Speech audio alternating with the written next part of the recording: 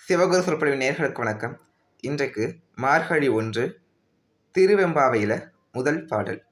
ஆதியும் அந்தமும் இல்லா அருபெரும் சோதியை யாம் பாட கேட்டேயும் வாழ்த்தடங்கும் மாதே வளருதியோ வன்செவியோ நின் செவிதான் மாதேவேன் வாழ்கலர்கள் வாழ்த்திய வாழ்த்தொளி போய் வீதிவாய்க் கேட்டலும் விம்மி விம்மி மெய் மறந்து போதார் அமளியின் மேல் நின்றும் புறம் காட்டிங் ஏதேன் ஆள் கிடந்த என்னே என்னே ஈதே என் தோழி பரிசேலோர் எம்பாவாய்.